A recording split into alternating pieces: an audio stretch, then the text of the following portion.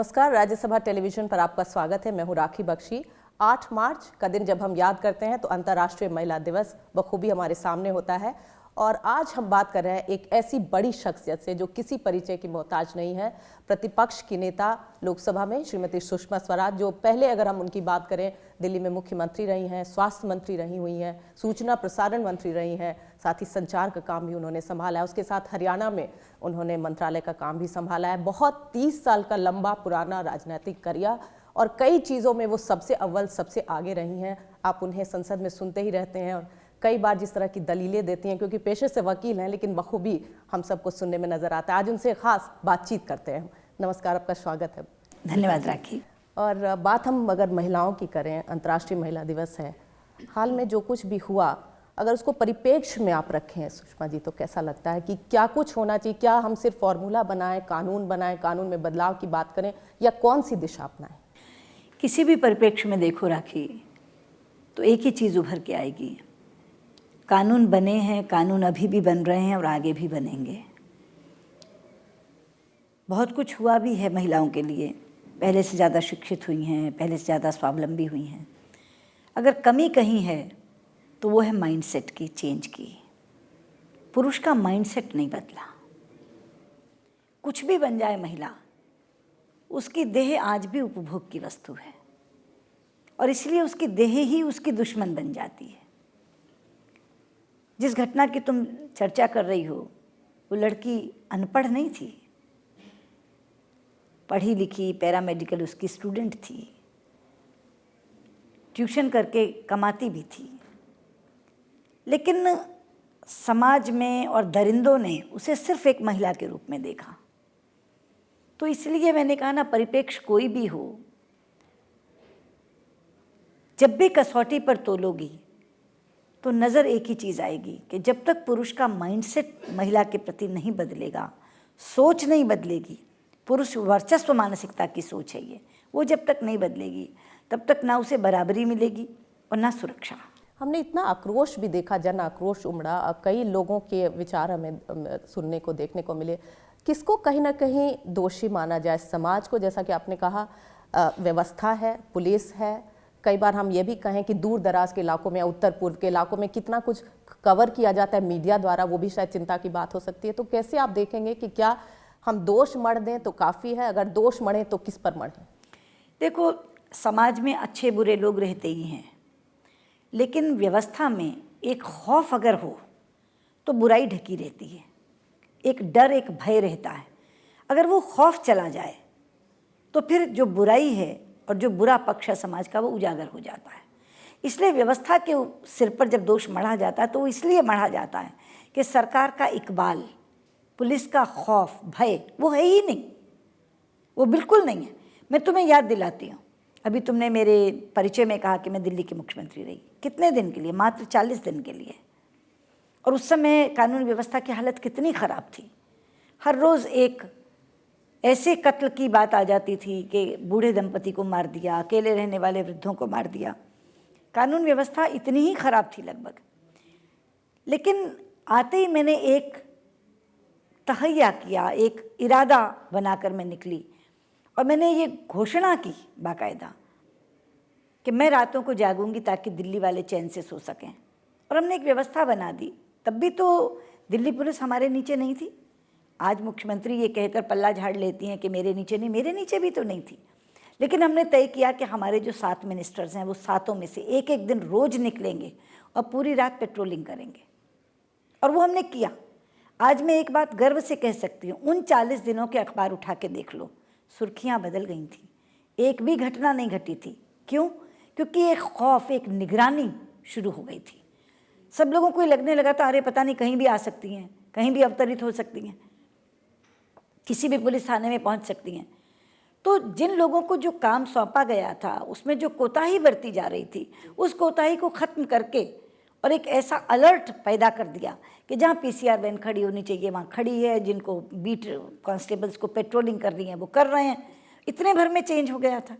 तो इसलिए व्यवस्था के प्रति दोष इतना ही है हमारा कि वो अपना वो काम नहीं कर रहे जो उनको सौंपा गया है। जस्टिस वर्मा कमेटी रिपोर्ट से कितनी संतुष्ट हैं? अभी 1-2 बातें जो हमें जो एज है कंसेंट ऑफ सेक्स का उसको कम किया गया, रेप शब्द डाला, तमाम चीज़ें। जस्टिस वर्मा कमेटी रिपोर्ट से कुछ अलग जाकर ऑर्डिनेंस आया है, उससे हम खुश हैं, क्योंकि मैंने ये बात उठाई थी कि गैंग रेप में और स्पेशली रेप विद मर्डर में डेथ सेंटेंस होनी चाहिए। मेरा अपना प्राइवेट मेंबर्स बिल है, जस्टिस वर्मा कमेटी ने उसकी सिफारिश नहीं की थी, मगर सरकार ने उस सुझाव को माना है।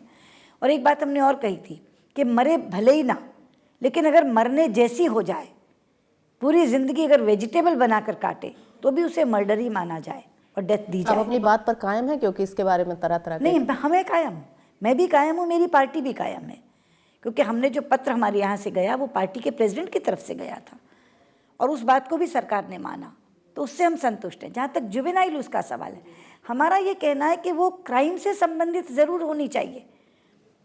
अगर एक 16 साल का लड़का लेकिन इतना हीनियस क्राइम करता है जितना इसमें हुआ, अगर आप इस केस में देखें तो की पॉइंटर है वो, उसको बस में बैठाने का दोषी वो है, और एक्चुअली जो हुआ है गुनाह में कह नहीं सकती अपने मुंह से, उसमें जो दरिंदगी भरा काम है वो उसके माध्यम से किया गया है। अब वहाँ उसको केवल इसलिए मिल जाए कंसेशन और छूट क्योंकि छोटा है, लेकिन अगर छोटा बड़े जैसा अपराध करता है, उसका दिमाग बड़े जैसे कुकर्म करने वाला है, तो फिर किस बात की छूट।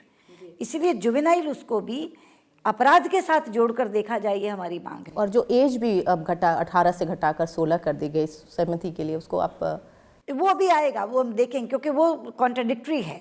आप मैरिज की एज तो 18 रख रहे हैं और कंसेंट की एज 16 रख रहे हैं, तो अगर परस्पर विरोधी कानून आते हैं तो उनमें भी तो कोई तालमेल होना चाहिए। जी सुषमा जी, आप इतने बड़े शीर्ष पद पर हैं, लोकसभा अध्यक्ष महिला हैं, यूपीए की चेयरपर्सन महिला, हमने महिला राष्ट्रपति को भी देखा।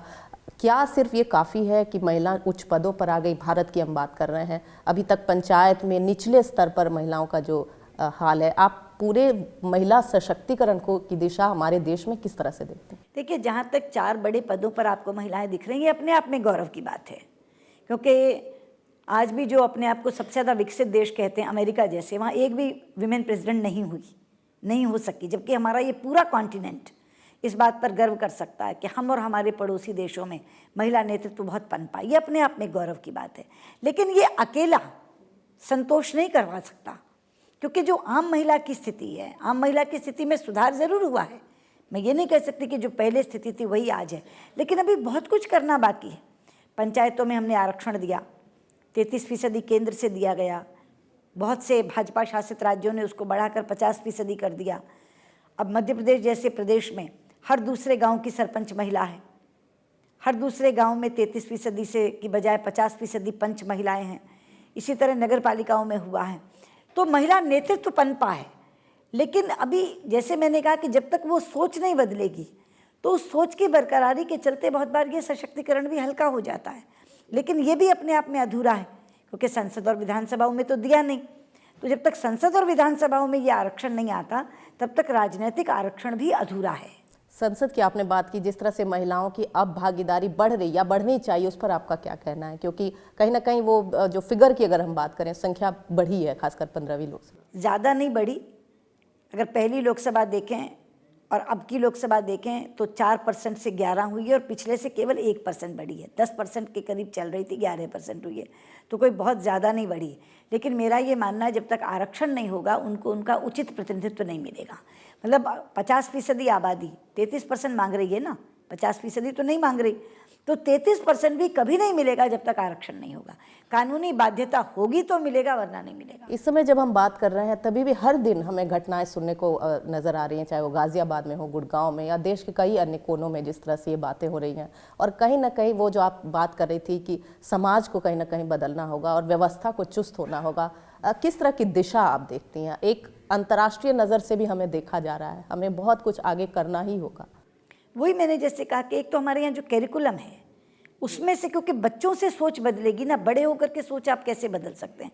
क्ले मिट्टी होती है जब तक, तभी आप सांचे में डालें। तो एक तो हमारे अपने पढ़ाई के कैरिकुलम में ये चीज़ आनी चाहिए ताकि बच्चों की ही सोच बदले। लेकिन उसके साथ जैसे मैंने कहा कि तो भी बुराई समाज में थोड़ी बहुत तो रहेगी, उसके लिए व्यवस्था का, जैसे जेंडर स्टडीज की बात हो रही है सुषमा जी, जेंडर स्टडीज की अब बात हो रही है कि सिलेबस में ही लाया जाए, सेल्फ डिफेंस क्लासेस लड़कियों के लिए किए जाए, इस तरह के भी उपाय जो है मंत्रालय, ये दोनों उपाय काफी प्रभावी होंगे। जी। और जिस तरह से हर अलग अलग तबकों में हम देखें, मीडिया की भूमिका भी आप कैसे देखती हैं? जैसा कि मुझे कई बार लगता है कि जो बड़े शहरों की जो खबरें हैं शायद सबके सामने आ पाती हैं, पर दूर दराज के क्षेत्र हों, उत्तर पूर्व में भी बहुत कुछ हो रहा है, कश्मीर में हो रहा है, क्या लगता है आपको कि सबको आगे आना होगा? मीडिया की भी अहम भूमिका। नहीं, मीडिया की तो बहुत बड़ी भूमिका है, खासतौर पे जब से इलेक्ट्रॉनिक मीडिया घर घर में आ गया, क्योंकि विजुअल का जो असर होता है वो सुनने का भी नहीं होता और वो पढ़ने का भी नहीं होता। पढ़ने और सुनने से 3 गुना ज़्यादा असर देखने का होता है। तो इसीलिए ये जो आक्रोश भी इतना आया, आपने देखा, जो पहले कभी नहीं आया, क्योंकि जब इलेक्ट्रॉनिक मीडिया से लोग देखते हैं, उसको एक टर्निंग पॉइंट मानती हैं आप? बिल्कुल मानती हूँ, बिल्कुल मानती हूँ। और किस तरह से आपका कोई एक संदेश हो महिला दिवस के ऊपर? आपने एक शायरी बोली थी, अगर कुछ याद आता हो बेटियों के लिए, महिलाओं के लिए आपको, जो आज आप सुना सकें। नहीं, मेरे को एक 4 लाइनें हैं जो बहुत ज़्यादा अच्छी लगती हैं महिलाओं के ऊपर। एक तपती दोपहर है नारियों की ज़िंदगी, एक तपती दोपहर है नारियों की ज़िंदगी, एक पथरीली डगर है नारियों की ज़िंदगी, चाहे हो अग्नि परीक्षा चाहे चौसर की बिसात। रामायण और महाभारत के बिंब हैं। चाहे हो अग्नि परीक्षा चाहे चौसर की बिसात, हर सदी में दांव पर है नारियों की ज़िंदगी। बहुत खूब।